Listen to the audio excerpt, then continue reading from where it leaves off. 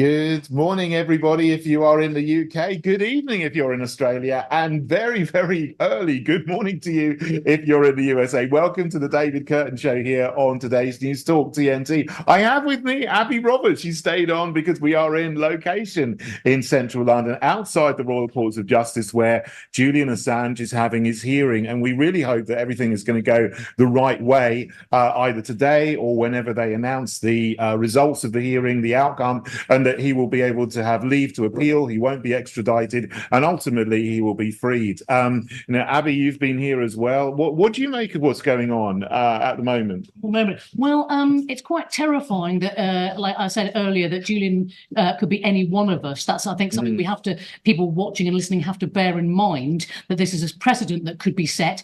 I mean, and obviously it's raining in London, as you can tell by my hair. Wonderful having curly hair in this rain, but it hasn't dampened the spirits of the people who are out there and who are beeping their horns, and the activists and people who just recognise the injustice that's being done. Yeah, absolutely. It is. And there's people there from all walks of life. It's amazing. There's people giving speeches there, very, very powerful speeches. They're going on today as they were yesterday. So there's still as big a crowd there today as there was yesterday. It's very, very impressive. And the weather is terrible here in London, which is what I think everybody on the chat who's been writing and has been complaining about. It's like terrible weather all over the UK. I know it's February. That's what happens in February is. But people are still coming out to support Julian Assange, which is great. I mean, I remember in the days of the freedom rallies and so on, people came out whatever the weather to fight for freedom when we were in the lockdown period. So it's fantastic that people are doing that here in central London today for Julian Assange as well. So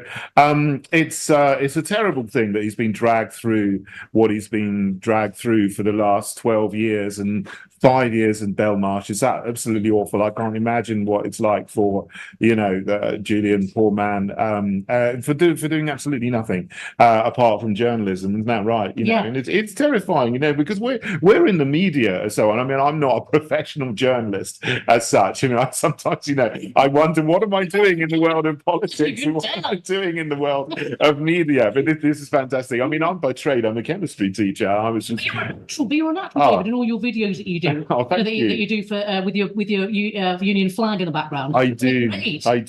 That's gone now, unfortunately, because I've just moved. So I had a background where someone said to me, "Oh, you're not doing your videos in front of your stripy wallpaper anymore." And I think someone's watching me for 2 years, and all they can think about is my stripy wallpaper. Your decor in your house. Right, I know. All my deep and thoughtful monologues on cultural Marxism and how it's affecting Western civilization. But no, so some people that's what they take from it. But there we go. I hope some people have actually got something from my videos. I'm sure they have. And from here, now I'm on TNT every day as well. But this is fantastic because this really is the real news media. This is the truth media. I mean, apart from you got the fake news media, which I was absolutely shocked at. I mean, I was looking yesterday for reportage of what's happening in the case, the Julian Assange case. I could find hardly anything on any outlets in the UK. I mean, there were a couple of outlets, but some of them were actually mocking what was going on, which I think was absolutely deplorable.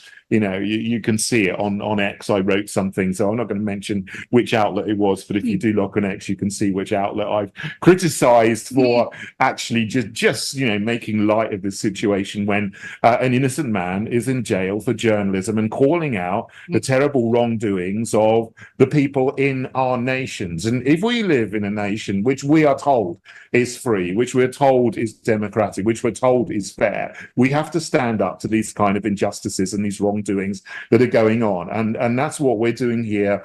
That's what everybody outside the court is doing today. And thank you for tuning in because you're interested.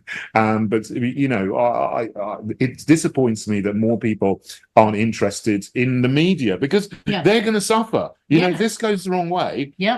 The people in the media who are ignoring this and even mocking this disgustingly and deplorably, they're going to be the ones that will be affected as well, aren't they? Yes, absolutely. And I know that the person, I think it's Will Geddes, was one of the people on that news outlet that we're not going to go into, who was basically saying that he is a criminal and he should be. Wow. And it just blew my mind, because Mr. Geddes, say that you publish something and they decide, whichever country it is, that you have in some way, you should be hounded. Then good luck. Wow. Good luck with the judicial system.